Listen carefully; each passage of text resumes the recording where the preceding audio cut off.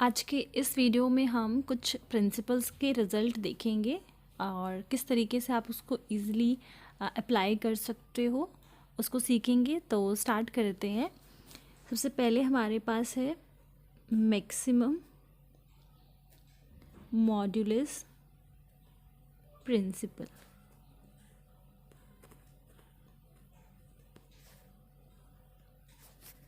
Okay, so first, अगर हमारा function F Z वो कैसा हो एनालिटिक, तो ये कंडीशन जो है वो मैंडेटरी है, मतलब ऐसा होना ज़रूरी है, फिर ही हम इस प्रिंसिपल को अप्लाई कर पाएंगे। तो अगर फंक्शन एनालिटिक हो और सेकंड कंडीशन आपको ये गिवन है कि फंक्शन एफ जेड वो हमारा कैसा है, कांस्टेंट है, तो आपको मैक्सिमम वैल्यू, क्योंकि हम मैक्सिमम मॉड्यूलस प्रिंसिपल की बात कर रहे हैं, तो जो मैक्सिमम वैल्यू है फंक्शन की वो आपको कहाँ पर मिलेगी, in the domain in D, in D.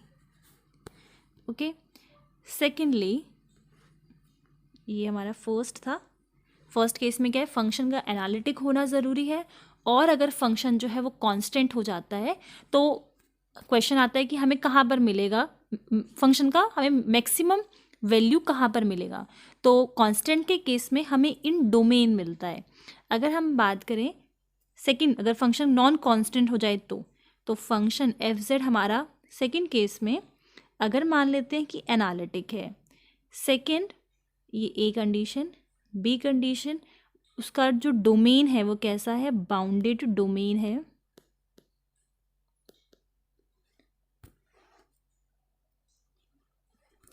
Third condition वो कॉन्टिन्यूअस है ऑन द क्लोजर बाउंड्री पर, एंड लास्ट फंक्शन हमारा कैसा है, नॉन कांस्टेंट। अगर ये सारी कंडीशंस होती है तो हमें जो मैक्सिमम वैल्यू है फंक्शन की, मैक्सिमम ऑफ एफ जेड, वो हमें मिलेगा ऑन बाउंड्री, ऑन बाउंड्री। तो अगर जब फंक्शन कांस्टेंट था तो डोमेन के अंदर मिला, जब फंक्शन नॉन कांस्टेंट हो जाएगा तो हमें उसकी जो मैक्सिमम वैल्यू है फंक्शन की वो बाउंड्री पर मिलेगी। और थर्ड केस और ये है कि इफ़ फंक्शन हमारा कैसा हो, अनबाउंडेड, तो जो उसकी मैक्सिमम वैल्यू है, मैक्सिमम वैल्यू जो है फंक्शन की वो बाउंड्री पर नहीं मिलेगी। जब अनबाउंडेड है तो बाउंड्री ही नहीं है इसका मतलब, और जब बाउंड्री नहीं तो मैक्सिमम वैल्यू आपको बाउंड्री पर भी नहीं मिलेगी। इस वजह से आप याद रख सकते हो इसको। तो अगर हम इसको समराइज़ करें, फंक्शन का एनालिटिक होना ज़रूरी है। फिर दो केसेस हमारे पास आते हैं, कांस्टेंट हो function and second is non constant. Constant के केस में आपको डोमेन के अंदर मिलेगा, और जब नॉन कांस्टेंट फंक्शन है तो वो आपको ऑन द बाउंड्री मिलेगा। एंड थर्ड, अगर अनबाउंडेड हो जाता है तो वो आपको, क्योंकि बाउंड्री ही नहीं है फिर तो अनबाउंड हो चुका है, तो आपको रिजल्ट बाउंड्री पर नहीं मिलेगा। ठीक है, तो ये हो गया हमारा मैक्सिमम मॉड्यूलस प्रिंसिपल। अब बात करते हैं मिनिमम।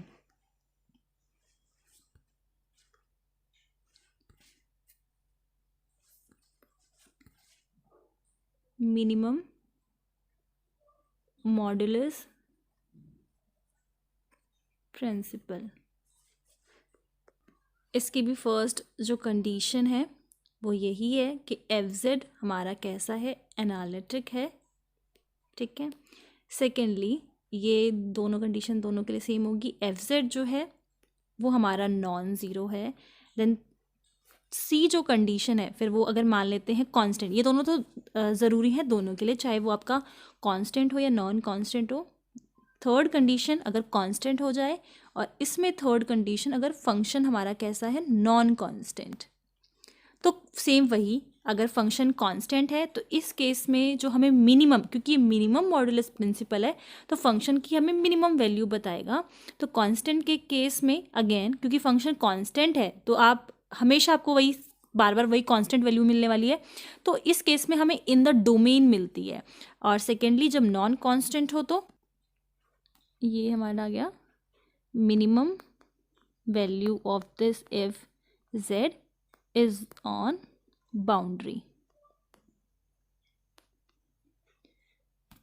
तो अगर हम इन दोनों मैक्सिमम और मिनिमम इन दोनों प्रिंसिपल को समराइज़ करें तो आप कांस्टेंट के केस में दोनों ही केस में कांस्टेंट अगर फंक्शन है तो इन दी डोमेन हमें उसकी मैक्सिमम मिनिमम दोनों वैल्यू मिलेगी, और अगर फंक्शन नॉन कांस्टेंट है तो दोनों ही केस में हमें जो वैल्यू है मैक्सिमम और मिनिमम फंक्शन की वो हमें ऑन द बाउंड्री मिल रही है। ये और कंडीशन ऐड कर लेते हैं हम नॉन कांस्टेंट के केस में कि जो फंक्शन है हमारा f(z) वो कॉन्टिन्यूस होना चाहिए। f(z) is continuous on this domain, okay, closed and bounded. Okay, so ये हमारा हो गया maximum and minimum modulus principle. Last देख लेते हैं लेमा।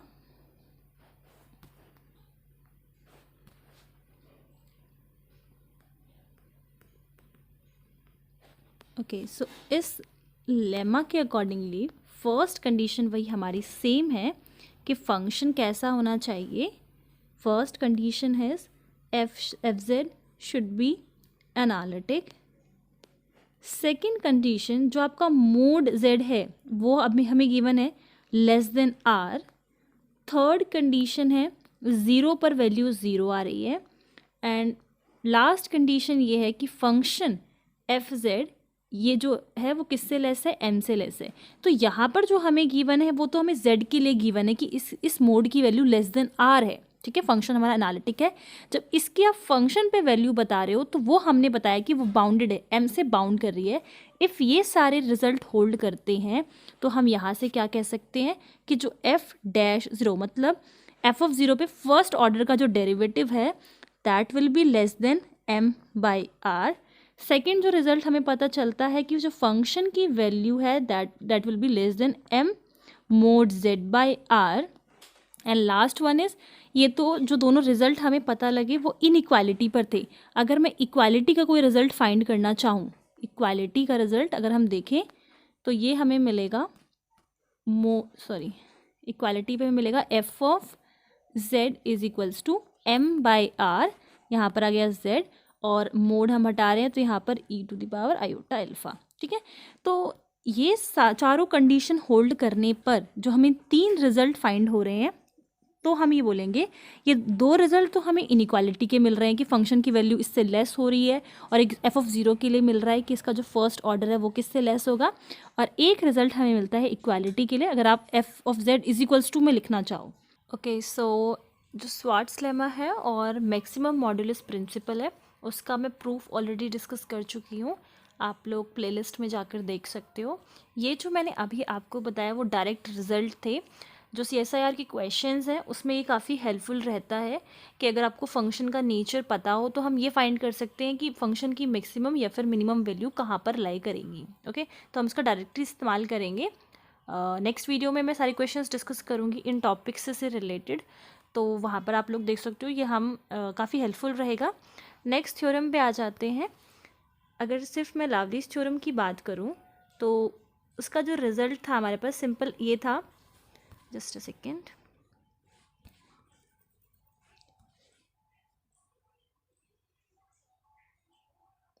इस रिज़ल्ट के अकॉर्डिंगली अगर हमारा फंक्शन f अगर वो कैसा है, एंटायर है। सेकेंडली अगर फंक्शन बाउंडेड है, तो अगर फंक्शन एंटायर और बाउंडेड हो जाता है दिस इम्प्लाइज दैट कि f कैसा होगा, कांस्टेंट होगा, ठीक है। एंड 2 चीज़ें हमें और पता है, अगर मैं एंटायर की बात करूं तो 2 ही केसेस पॉसिबल होते हैं, हो सकता है वो फंक्शन कैसा हो, बाउंडेड हो, और सेकेंड जो पॉसिबिलिटी होती है वो है अनबाउंडेड की। तो अगर अनबाउंडेड है तो वो हमेशा नॉन कांस्टेंट फंक्शन ही होगा, एंड अगर वो बाउंडेड है देन वो कांस्टेंट फंक्शन होगा, ठीक है।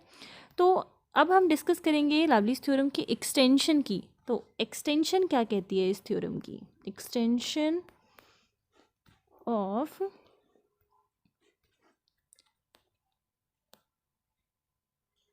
लावलीज थ्योरम। ओके, तो पहला जो रिजल्ट है वो यही है कि फंक्शन f वो कैसा हो, एंटायर हो, ठीक है। फ्रॉम कॉम्प्लेक्स फ्लुएंसी टू सी हो। सेकेंडली अगर मैं फंक्शन की वैल्यू निकालूं कि इसका जो मोड है वो किससे लेस होगा, तो m r to the power lambda मान लेते हैं, जहाँ पर mod of z is equals to r है, और यू कैन राइट सिंपली ऐसे लिख सकते हो। तो अगर फंक्शन की जो वैल्यू है वो इससे लेस होती है, जहाँ पर r जो है वो हमारा it can be as large as possible, ठीक है, ये कितना भी बड़ा हो सकता है, as large as possible. So ये थ्योरम हमें कहती है देन एफ जेड जो फंक्शन होगा वो हमेशा कैसा होगा, पॉलिनॉमियल होगा, और उस पॉलिनॉमियल की डिग्री क्या होगी, ये जो यहाँ पर लैम्डा की जो भी वैल्यू होगी वो हमेशा उसकी डिग्री होगी। तो लैम्डा की वैल्यू यहाँ पर, लैम्डा की value will be greater than 0, और जो पॉलिनॉमियल होगा उसकी डिग्री भी क्या होगी, at most it could be lambda. Okay, तो ये स्टेट करती है हमारी extension of Liouville's theorem. Function entire है, मतलब सी टू सी है, और जो एफ ऑफ जेड है फंक्शन की जो वैल्यू है वो किससे बाउंड हो रखी है, M R to the power lambda, जहाँ पर ये मोड जेड हमें बताया हुआ है, और दूसरे तरीके से भी आ सकता है। एंड आर की वैल्यू जो है वो कितनी भी बड़ी हो सकती है, तो हम ये बोलेंगे कि जो फंक्शन है एफ ऑफ जेड है वो कोई पॉलिनॉमियल ही होगा, और जो उसकी डिग्री होगी वो कितनी होगी, लैम्डा होगी। सो आई होप ये वीडियो आप लोगों को हेल्पफुल होगी, and thank you for listening.